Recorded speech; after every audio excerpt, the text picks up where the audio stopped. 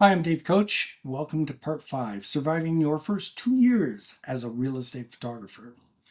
Some hard, painful truths coming up, so get ready, strap in, and let's go have some fun. When I first started, I thought, damn, I'm a good photographer. I've been doing this. I've spent 15 years in TV news. Man, I know George Clooney. I know all these people. People come pouring in to have me shoot their homes. Nope, doesn't happen.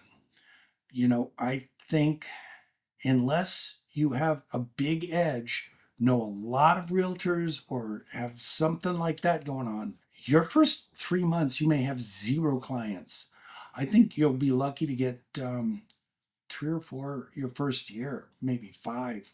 It's just not something that happens quickly.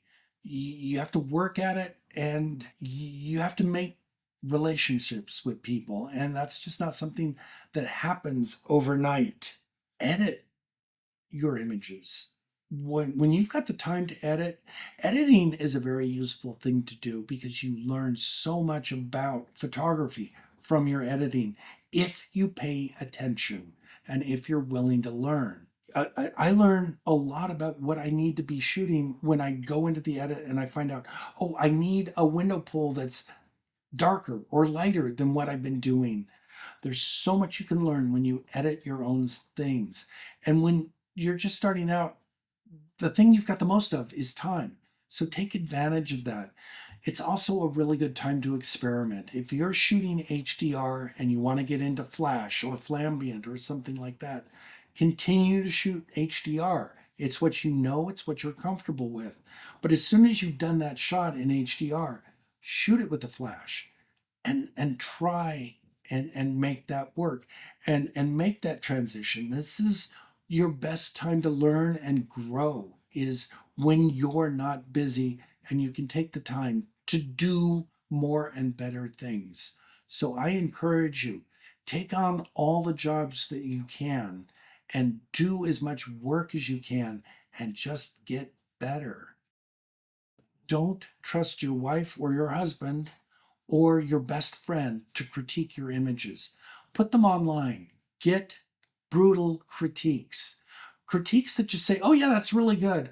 Don't do anything for you, don't make you better at all. When you read a critique and you go, oh, that's a little brutal, at least you're learning something.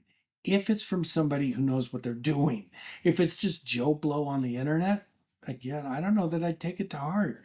But if it's Wayne Capelli telling you you do so much better if you used a flash here, listen and listen close and take it to heart.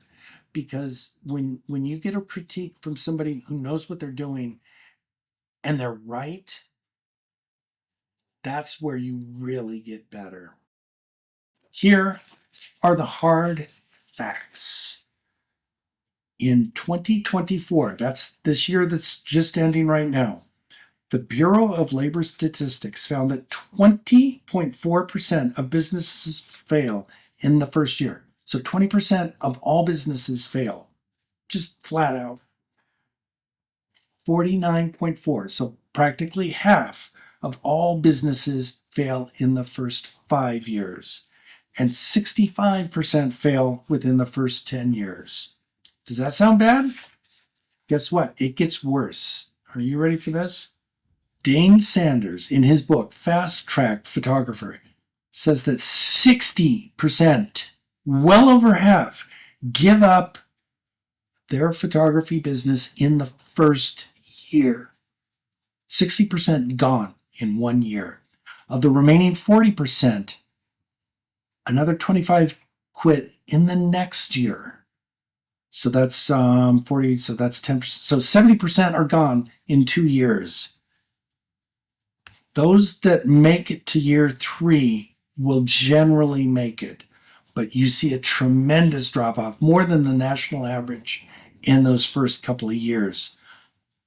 And it's because people aren't prepared. So you're going to have to pay for your subscriptions like Lightroom and Photoshop. And trust me, it would be nice if you could do one of those other ones, use Photoshop and Lightroom. Your marketing costs, your website costs, all these still have to be paid for, even if you're not making income. So budget for those things. If you need to get through, have a side hustle. In my opinion, that side hustle has to be something that is flexible. I don't think your real estate photography should be the flexible part of it.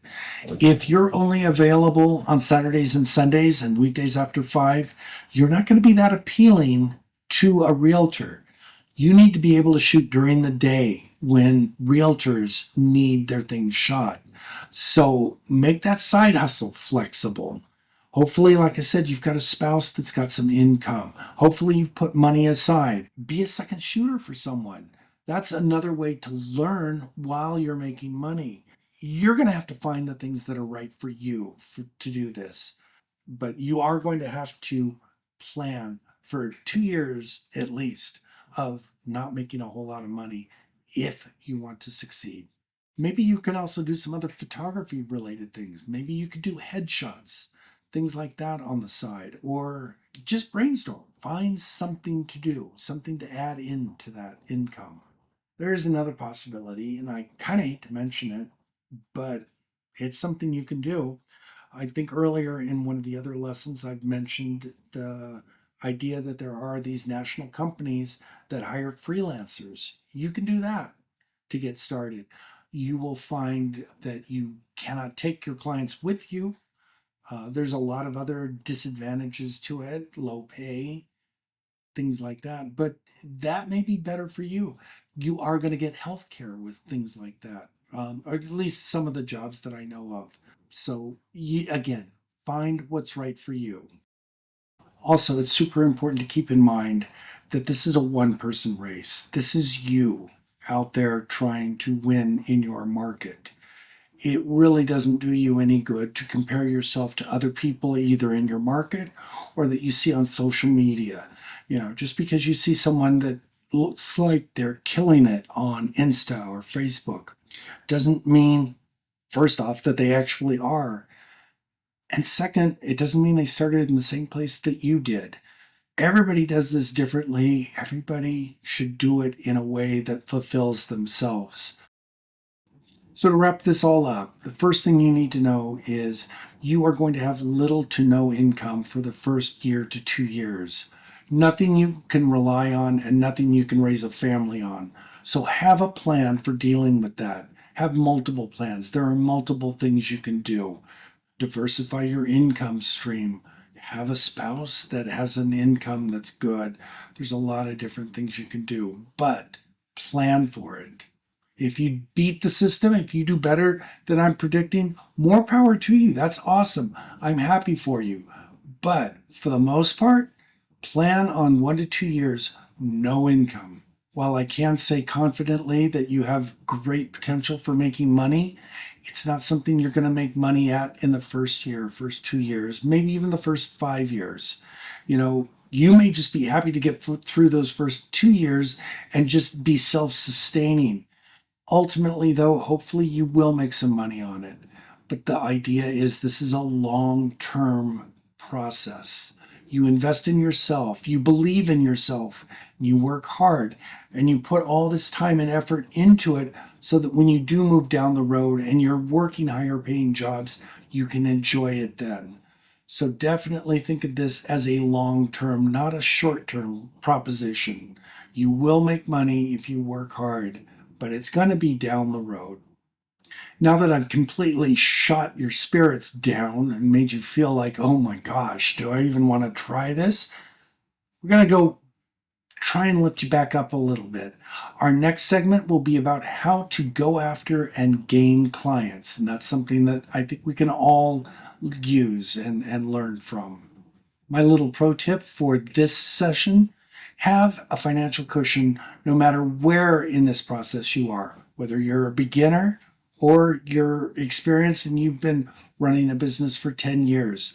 There's all kinds of unpredictable things that can happen in this business, and you've got nobody, no larger corporation behind you to stand behind you and pay you. So have a 6-month cushion set aside for no matter what.